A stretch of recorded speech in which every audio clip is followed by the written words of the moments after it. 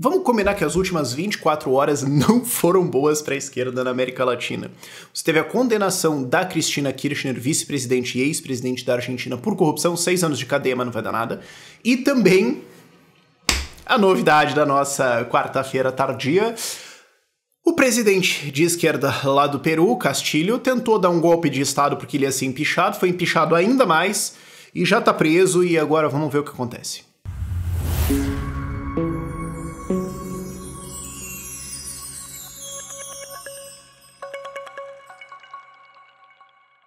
E eu quero falar dos dois assuntos no mesmo vídeo, não só focar no negócio no Peru lá, porque o que a esquerda vai tentar fazer nos próximos dias é tentar falar, não, o Castillo foi um doido isolado, não vale, nunca apoiamos esse cara, não, só porque tem a matéria lá no site do PT salutando, né, dando felicitações à eleição dele, não quer dizer que a gente apoiou ele, não, vamos separar as coisas, né?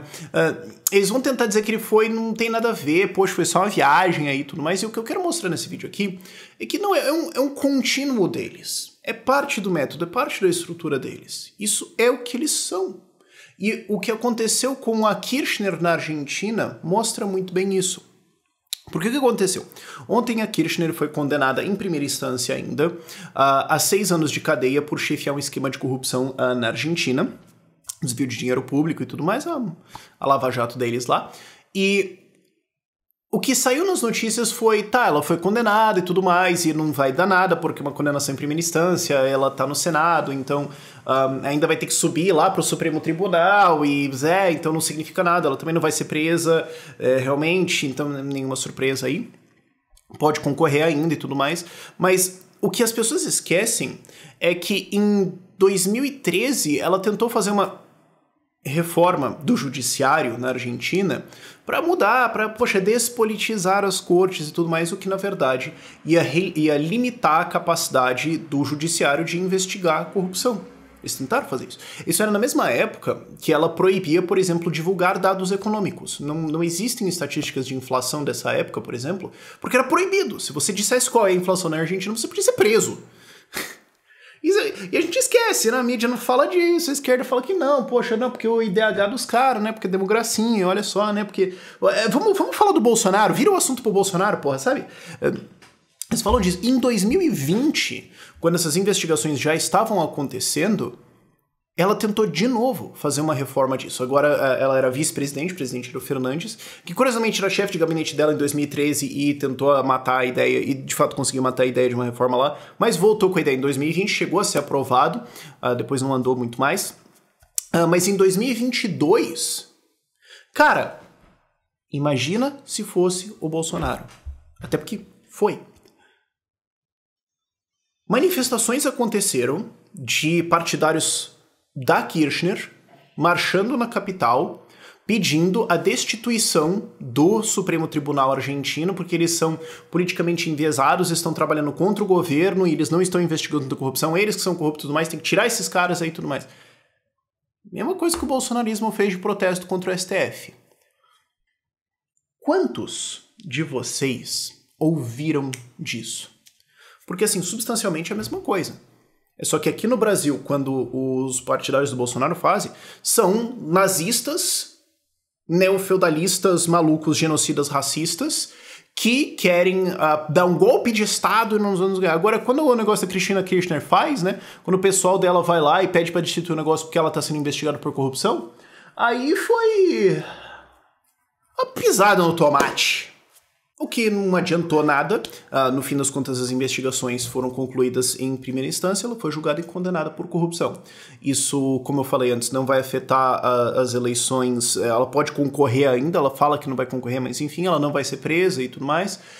Mas, claro, tem um impacto no partido dela, que é o Frente de Todos, e vai acabar ajudando o Cambiemos, que é o partido do Macri, que também... Né, e também vai ajudar o partido do Javier Milei, né, que é o partido libertário, que nós estamos torcendo aqui para eles ganharem. Então, pelo menos, ajuda a empurrar a coisa um pouco mais. Mas eu tô dizendo isso aqui só para você ver a transição para depois o Castillo.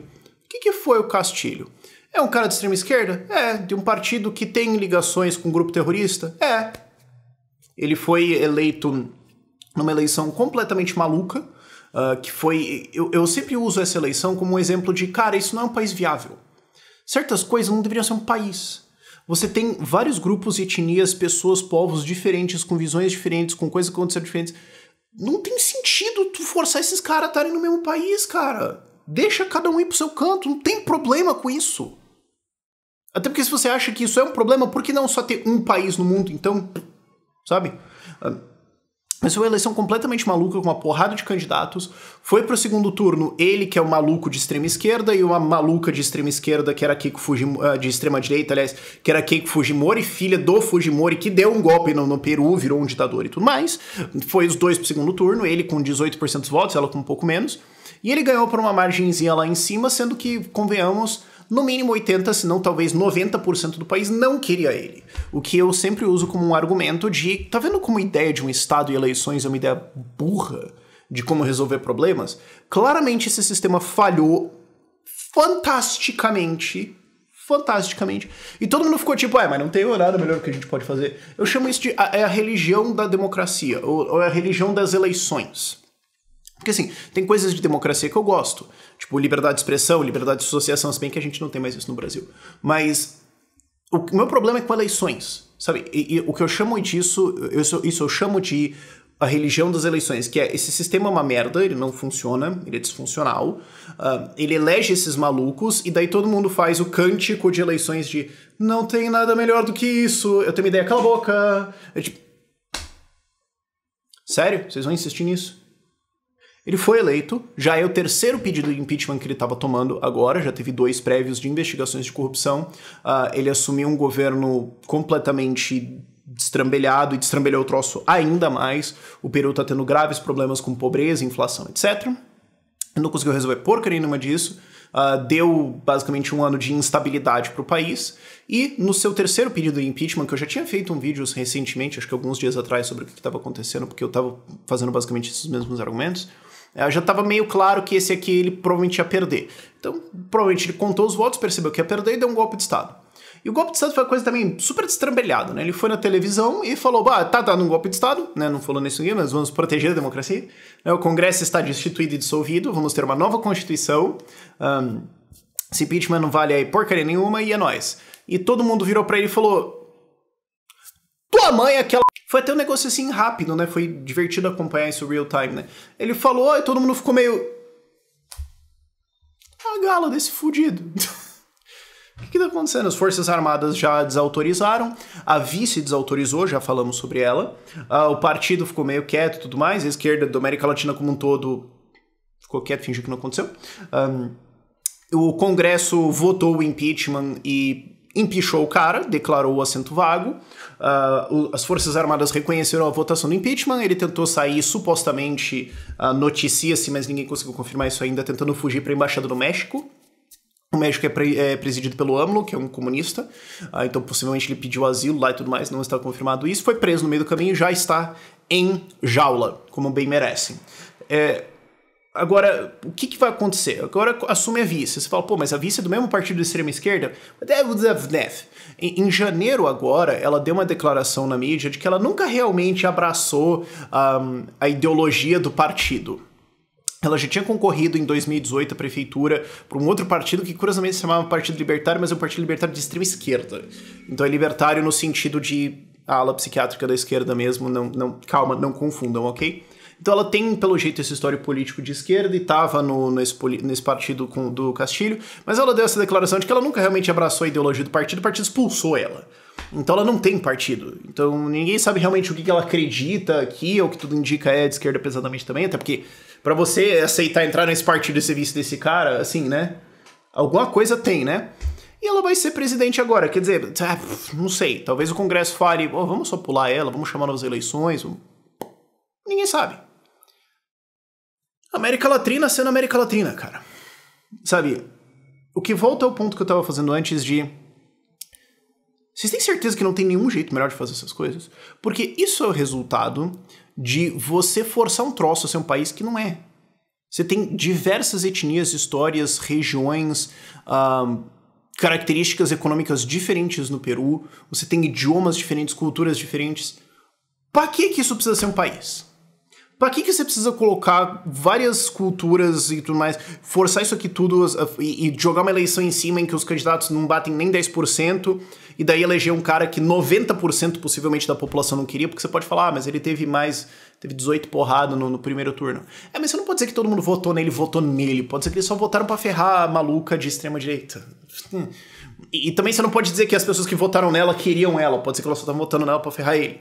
Então, assim, potencialmente 90% do país, mas no mínimo 80% do país não queria ele, e é só, tipo, bota isso aqui. Cara, separa isso em outros países, descentraliza poderes, não coloca tudo na mão do presidente, ou sei lá, coloca muito mais poder na mão dos indivíduos para eles não ficarem presos com ter que torcer pro presidente prestar, sendo que isso literalmente nunca vai acontecer. Literalmente nunca pode ser exagero. Existe um mundo muito maluco onde o Hernando de Soto é eleito presidente, porque o Hernando de Soto ele concorreu, inclusive, acho que ele foi em quarto ou quinto, e ele é um liberal famoso internacionalmente, um grande autor, defende propriedade privada para pobres e tudo mais, a gente vive citando ele nesses casos. Mas existe um mundo muito maluco onde ele ganha, mas convenhamos. E quando você extrapola isso para América Latina, olha o resultado. Não, olha o Chile, eu gravei sobre isso recentemente também, falando, beleza, o país estava avançando pra caramba, tinha certos problemas e tudo mais, o pessoal concluiu que tem que tocar fogo mesmo, tá bom. Ok, elege o Boric, faz uma nova Constituição, reprova a Constituição, o Boric tá uma desgraça, não tem o que fazer, nós vamos esperar 3 anos. Esse é o plano. E esse é o país que mais deu certo na América Latina inteira. Olha o Brasil, olha a Argentina, olha a Bolívia, olha a Guatemala, sabe? Olha a Nicarágua, olha essas coisas. Olha a Colômbia, botou lá o Petro lá, que tem ligação com guerrilha e o escambau, isso pra não falar de Venezuela. Claramente isso é um modelo que falhou, claramente. Não tem... E você tem várias coisas que nem deveriam ser países ali. E você tem também um problema de centralização de poder dentro das presidências muito fortes, de um problema de aversão à liberdade e a capitalismo muito forte, e isso leva a um estado de bem-estar corporativo em todos esses países, leva a massiva corrupção e um sistema disfuncional. Então não é só sobre o Castilho. A esquerda vai querer dizer, não, o Castilho teve um devaneio, ele é de direita. Alguém vai falar isso, alguém vai falar que o Castilho era de direita, cara. Puta que o pariu. Mas eles vão tentar dizer isso. O meu ponto não é. É parte dos sistemas de governo como foram criados na América Latina, essa ideia de grande centralização de poderes nas presidências e tudo mais, de forçar vários povos, grupos e regiões a serem um país sendo que eles não deveriam ser, colocar um monte de estado no meio do processo, virar um negócio super corrupto e depois, se deu errado, é culpa do capitalismo. Isso não é um sistema que deu certo, e a gente vê os contínuos disso na esquerda latino-americana. A Venezuela é um exemplo extremo disso, o Peru é um exemplo extremo disso, mas você vê claramente que a Argentina tentou fazer isso, só não conseguiu. Você vê claramente que a esquerda no Chile estava querendo ir para essa direção, você vê claramente que a esquerda brasileira quer ir nessa direção, a esquerda colombiana já está começando a ir nessa direção. Não é um caso isolado. Isso é o que esses caras são, isso é o que eles acham, e a América Latina é o resultado de várias coisas, tem vários outros estatismos dentro, mas em boa parte também da influência desse pessoal de esquerda entrando, fazendo esse tipo de coisa, querendo centralizar poder e disfarçando que eles não são golpe, ditadura, etc., falando que eles são democracia, amor e paz. E tá aí o resultado. Você tem aí uma expoente política na Argentina condenada por corrupção, ou tentando dar o golpe, um descondenado à presença aqui no Brasil, o Chile o desastre que tá, um cara de guerrilha lá na Colômbia, sem falar na Venezuela, e por aí vai. Não é um caso isolado. Isso é o que esses caras são. Por esse vídeo é isso.